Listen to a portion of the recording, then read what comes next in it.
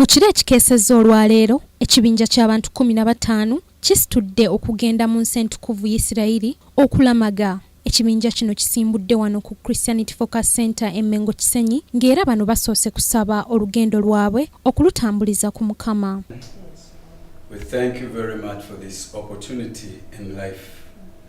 It's not a very simple thing for a person to reach this opportunity, for so many go to make money and to make names.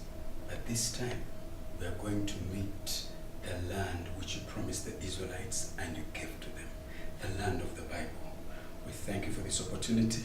We pray as we go, your spirit upon us, unity among us, and may one thing happen to our lives, that at the time of our coming back, we shall have been transformed. Omulabirizi David Livingstone Kiganda owa Christianity Focus Center abakuutidde okuyiga ebintu ebyenjawulo eyo gye banaaba bagenze kubanga Isirayiri kye kitebe ekikulu ekyokukkiriza kwaffe. Nga Isirayiri mulimu ebyokuyiga bingi nnyo naddala bw'obanga oli mukkiriza wa Bayibuli, nolwekyo babeere bamalirivu byonna okubiyiga.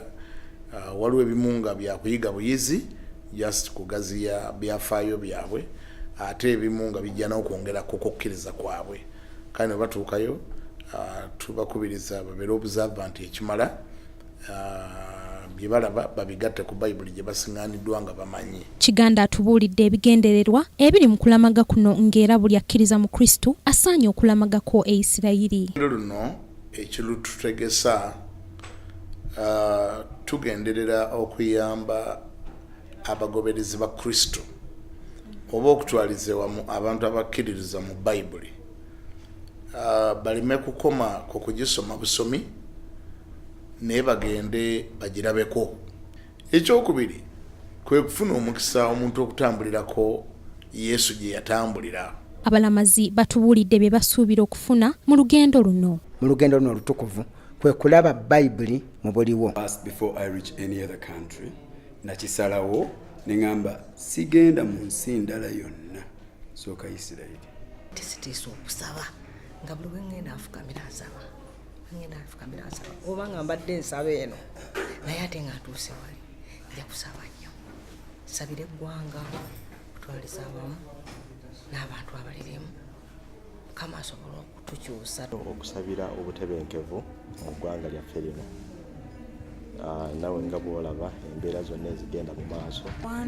When I go to Israel, when I come back, I will be talking reality. Erira Katonda okusinga ennyo eggwanga, abasumba embeera gye tulimu ng'abalokole kinyikisa okubanga abalokole tetuli mu bumu. Oluvannyuma buli omu n'akwata omugugu gwe okulinnya emmotoka ebongeddeyo ku kisaawe Entebbe.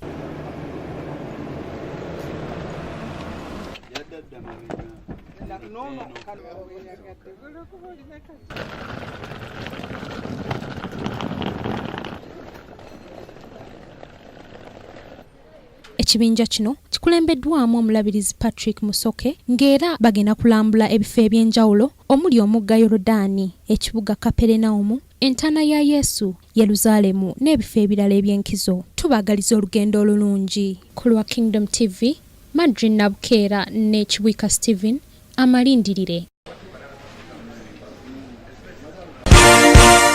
This is Kingdom TV.